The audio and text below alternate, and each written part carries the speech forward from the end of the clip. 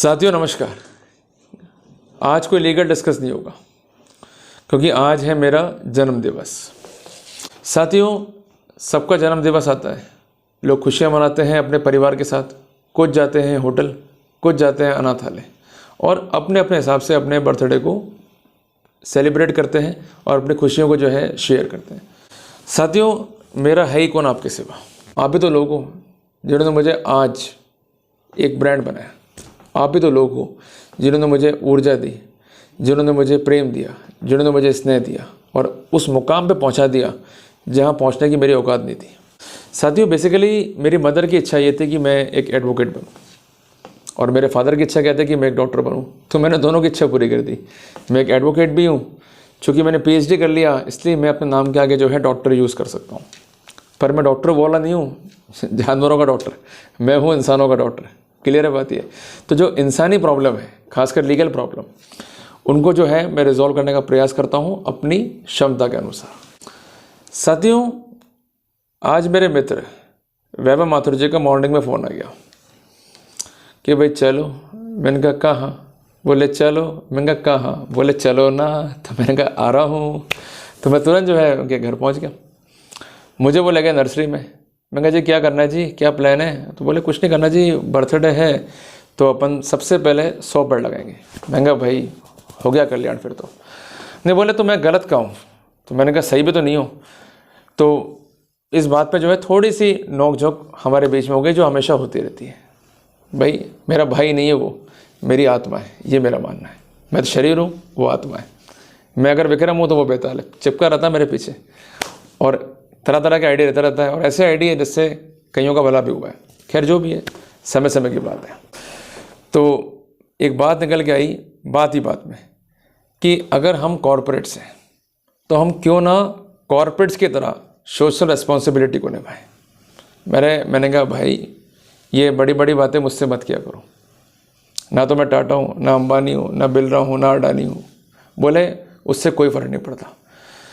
मुझे उन्होंने फिर एक पिक्चर दिखाई और उस पिक्चर में मुझे एक थीम मिला कि सुपर हीरो वो नहीं जिसके पास शक्तियाँ हैं, जो ताकतवर है, जिसका आकार बड़ा है।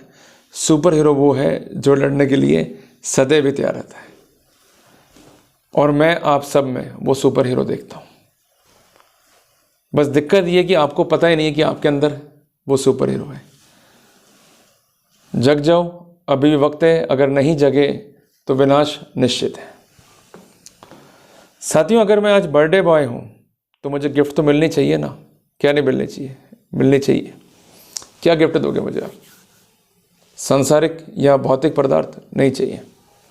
मेरे को वादे चाहिए आपसे, ऐसे वादे जो मत तोड़ देना भाई। मुझे बोलना ना पड़े क्या हुआ तेरा वादा, वो कसम वो इरादा। साथियों, बीइंग एन एडवोकेट जब कोर्ट में जाता हूँ पैरवी करने के लिए तो आंख में आंसू भी होते हैं। ये मैं क्या देख रहा हूँ कि हमारे हिंदू भाई बहन जूझ रहे हैं, कोर्ट में लड़ रहे हैं सिर्फ कुछ मेंटेनेंस के लिए। एक दूसरे पर आरोप लगा रहे हैं और लड़ रहे हैं कुत्ते बिल्ली की तरह।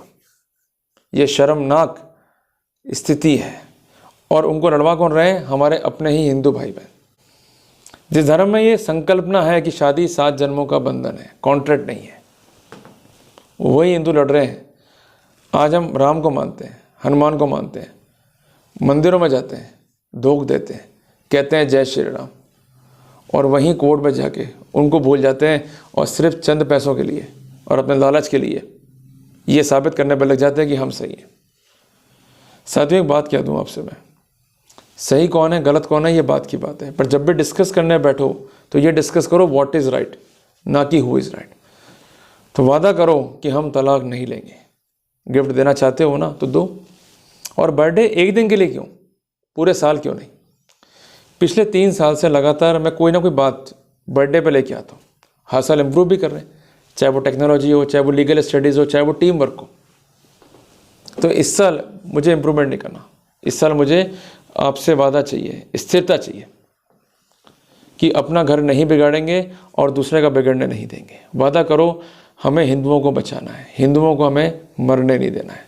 आज हम टूट रहे हैं, परिवार बिखर रहे हैं, बचे क्या? पहले माँ बाप थे, दादा थे, दादी थी, भाई थे, बहन थे, फूफा फूफी, मौसा मौसी, क्या आ रहा था मज़ा। पूरा परिवार इकट्ठा हो गया, डांस कर रहा है, मज़े कर रहा है। अब वो कहाँ चला गया, जाने कहाँ गए वो दिन। इसलिए वापस वो दिन लेकर आओ। मेहनत करेंगे हम, बट परिवार बचाने में। लड़ना बाद में है, पहले बचाना है। पहले रक्षक बनो, फिर रक्षा करना।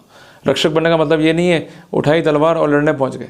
रक्षक का मतलब ये कि जो आधार बनाए, जो धरातल बनाए और अपनों को बचाए। क्लियर है बात ये? वादा करो मुझसे कि नियमित हनुमान चालीसा पढ़ोगे। क्योंकि मैं ये देखता हूँ कि कई बार लोग धर्म कांड में इतना व्यस्त हो जाते हैं कि जो वास्तविकता है उनको भूल जाते हैं। हनुमान जी कभी ये नहीं चाहते कि तुम दिन भर जो है पूजा पाठ करते रहो, कर्म भी करना जरूरी है। कोई रोड पे गिर गया, अरे नहीं मैं तो पढ़ने जा रहा हूँ हनुमान चालीसा, या मैं करने जा रहा हूँ सुंदरकांड, या मैं जो है मंदिर में किसी काम से जा रहा हूँ, या गुरुद्वारा किसी काम से जा रहा हूँ। उसको उठाओ, उसको आपकी आवश्यकता है। ये मांग के चलो कि वो जो गिरा है वो इंसान नहीं, वो खुद हनुमान जी गिरे हुए, उठाओ उसको। कोई लड़की आपको मिलती है, मदद के लिए आती है, आप एक वकील हो, तो उसको ये मत गाइड करो कि तू केस कर मेंटेनेंस का। उसको ये गाइड करो कि बेटा तुझे केस नहीं करना है, अगर सम्मान से जिएगी तो सम्मान मिलेगा। आज मेरे ऑफिस में भी कई लड़कियां आई इस मकसद से कि हमें केस करना है। मैंने कभी उनको मोटिवेट नहीं करा, बल्कि उनको मैंने ये मोटिवेट किया कि बेटा तुम मेहनत करो, तुम काम करो, वर्क करो। अगर भाग्य में पति होगा तो अपने आप खिंच के आ जाएगा, अगर नहीं है तो फिर जो भी नियति ने तय किया है वो हमको जो है भुगतना पड़ेगा। क्लियर है बात है? उन्होंने मेहनत भी करी, आगे भी बढ़ी और अल्टीमेटली घर भी उनका बसा। तो जब वो कर सकती हैं तो हम क्यों नहीं कर सकते? क्लियर है बात ये? तो बीइंग एन एडवोकेट ड्यूटी है हमारी कि अपने बच्चियों को संजो कर रखना है। ये नहीं कि उनका हाथ में पकड़ा दिया, हमने कटोरा जा भीख मांग के लिया और उसमें हम कमीशन खोरे के धंधे कर रहे हैं। अरे डूब मरो, पैसे नहीं है मुझसे ले लो। कम से कम जो औरतें कोर्ट में आ रही हैं वो हमारी माँ है।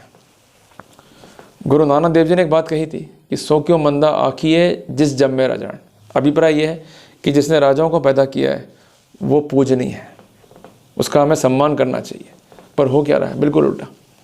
वो कोर्ट में आती हैं, कुछ वकील उनके लेते हैं मजे, ये बिल्कुल फैक्ट है। और वो सोचती हैं और हम हो गई 30 मार खा, पर इन रियलिटी सच्चाई सुनोगे तो बहुत दुख होगा, बहुत पीड़ा होगी। सम्मानी आप हो पर घर में लक्ष्मण रेखाएं पार मत करो। और जो लोग आपको पार करवा रहे हैं वो आपके हितैषी नहीं है, आपका जीवन बर्बाद करने में तुल्य है। इसलिए अपने बच्चों को अवेयर करो, अलर्ट करो कि हमें मजबूत होना है, अपने पैरों पर खड़ा होना है। और अगर डिस्प्यूट है हस्बैंड वाइफ में, नहीं निपटी, अलग हो जाओ शांति से। पर आरोप लगा के मेंटेनेंस क्लेम करके हमें ये नहीं जाहिर करना है कि हम सिर्फ और सिर्फ धर्म के खिलाफ हैं, और या हम केवल कुछ पैसों के लिए जो है कोर्ट में आ गए और राइट्स के नाम पर हम घरों को जो है बर्बाद करने पे तुले हुए। ऐसा मत करो भाई। क्लियर है? तीसरी इंपॉर्टेंट बात, हमेशा धार्मिक कार्य से पहले इस बात के लिए तैयार रहो कि अगर कोई व्यक्ति नीडी है तो उसकी हेल्प करनी है। पर नीडी का मतलब ये नहीं कि जो ढोंग करे नीडी होने का। कई लोग ढोंग करते हैं, होने के बावजूद भी कहते हैं हमारे पास कुछ भी नहीं है। जो वास्तव में नीडी है उसकी हेल्प करो, और उसके लिए सदैव प्रभु के आगे नतमस्तक रहो कि हमें इस कार्य में लगाना कि हम किसी नीडी की हेल्प कर सकें। वो प्रभु आपको अपने आप भेज देगा और वो आपको अपने आप जो है ढूंढ लेगा। क्लियर है बात ये? तो बस यही है मोटी मोटी बात। कहने को तो बहुत बातें हैं, बट जितना दिमाग में है उतना मैंने कह दिया। कोई बुरा लगा हो मेरी बात का तो माफ़ करना, और अगर अच्छा लगा तो अमल करना। तो खिलाफ हम किसी भी वस्तु स्थिति के नहीं है। सिर्फ इस बात के मैं खिलाफ हूँ कि ढोंग नहीं होना चाहिए, इस बात के मैं खिलाफ हूँ आडंबर नहीं होना चाहिए। सिंपल हो, सिंपल रहो, मस्ती में रहो, एंजॉय करो लाइफ को। लाइफ छोटी है, कब ख़त्म हो जाए, कैसे ख़त्म हो जाए कुछ नहीं पता। क्लियर है बात ये? तो खैर जो भी है चलता रहेगा। ये जीवन है, इस जीवन का यही है ज़िंदगी। ठीक है जी? तो बस फिर कल आ जाएगी 13-12, फिर से जो है मैं लेक्चर देना शुरू कर दूंगा और आप जो है अपना आशीर्वाद देना शुरू कर दोगे। तो यही चेंज एक्सचेंज चलता रहेगा। तो ठीक है जी, मिलते हैं कल इसी टाइम इसी समय। See you in the next video. Till then, जय हिंद, जय भारत।